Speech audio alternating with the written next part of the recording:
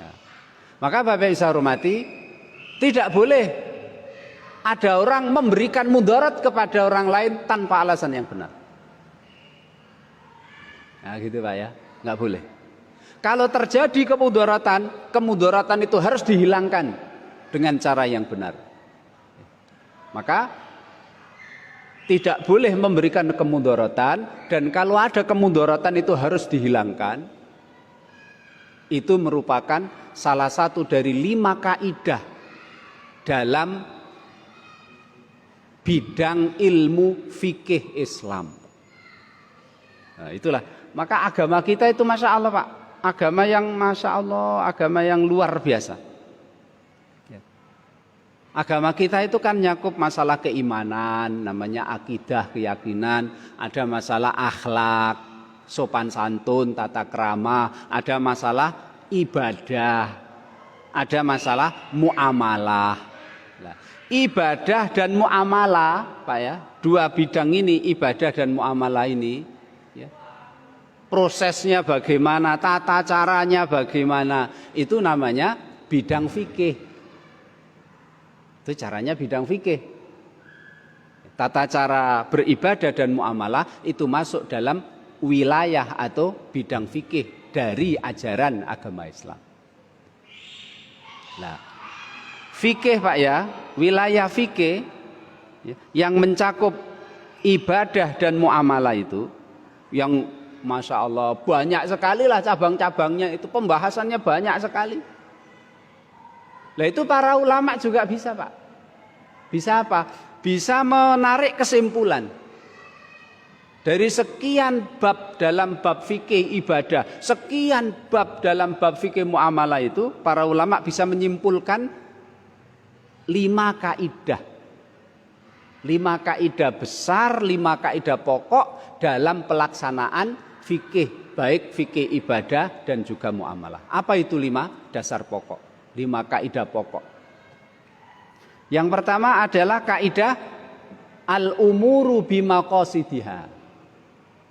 Segala sesuatu baik ibadah maupun muamalah ini al-umuru bimaqasidiha. Itu digantung atau tergantung kepada niatnya. Jadi kalau kita ibadah maupun muamalah itu niat itu di sana berpengaruh Pak. Kalau kita sholat tapi nggak pakai niat kan nggak sah Pak ya. Kita ngasih orang duit tapi kita nggak niat zakat, ya tidak zakat, nggak sah, itu bukan zakat, itu nggak ada niat zakat. Kan itu Pak. Itu kaidah besar yang pertama. Kemudian kaidah besar dalam fikih ibadah dan muamalah yang kedua yang kita akan pelajari adalah ad-dararu yuzalu. Tidak boleh memberikan mudarat kepada orang, dan kalau ada mudarat, mudarat itu harus dihilangkan, harus disingkirkan. Enggak ada mudarat. Kemudian kaidah yang ketiga adalah al-adah muhakkamah. Adat, kebiasaan, tradisi, Pak ya. Kalau tidak ada dalilnya dari Quran dan Sunnah, adat dan tradisi itu bisa dijadikan hukum, dasar hukum. Asal itu memang tidak ada dasarnya dari Quran dan hadis dan tidak bertentangan dengan Quran dan hadis. Kebiasaan itu bisa dijadikan dalil hukum. Contoh Pak ya, di wilayah yang banyak pohon durennya, nah, itu anak-anak kecil itu habis subuh Pak, keluar dari masjid itu pada keliling kampung-kampung golek duren tiba. Lah duren yang di kebunnya orang jatuh itu kan ijenggone wong itu Pak, yang punya pohonnya. Karena jatuh di tempat di kebun dia, pohon-pohonnya dia, karena mateng durennya jatuh di dari pohon itu, tergeletak di tanah, di halaman dia, di belakang rumah dia, di samping rumah dia, di kebun dia. Itu kan masih milik yang punya pohon. Tapi cah cilik Pak ya. Tapi kadang-kadang tidak cah cilik saja itu, wong tua juga ya. Malah dia kelilingnya itu sebelum subuh itu, dulu ya anak kecil. Lah ini bagaimana ini? Kalau orang kampung di situ Pak ya, mereka sepakat ya. Memang jadi adat kebiasaan. Wis pokoke anggere sing tiba duweke sing nemu. Nah, itu kan sudah halal jadinya, Pak. Boleh berarti halal. Kalau memang itu jadi kebiasaan di situ. Makanya kadang-kadang kita lihat beberapa kampung itu kalau punya pohon durian itu, Pak. Ya, duriannya diikat kan, Pak, pakai tali rafia itu, diikat. Sehingga nanti kalau tua dan jatuh, tidak jatuh ke tanah, ra ditemu wong. Nah, itu kan seperti al-ada muhakkamah. Jadi tradisi, kebiasaan, satu, asal tidak bertentangan dengan ajaran agama. Yang kedua, tidak ada dasarnya dari hadis, dari Quran, maka bisa dijadikan dasar hukum. Kemudian yang ketiga, Bapak Ibu saya hormati, kaidah utama atau kaidah besar dalam fikih kita adalah al-masyaqqatu tajlibut taisir. Kalau ada kesulitan, pasti nanti datang kemudahan. Karena agama kita itu agama yang Masya Allah, Pak, ya. Yuridullahu bikumul yusra wala yuridu bikumul usra. Allah Subhanahu wa ta'ala mendatangkan atau menurunkan syariat Islam itu bukan untuk menyulitkan, tapi memberi kemudahan. Maka Rasul bersabda juga, ad-dinu yusrun, agama itu mudah.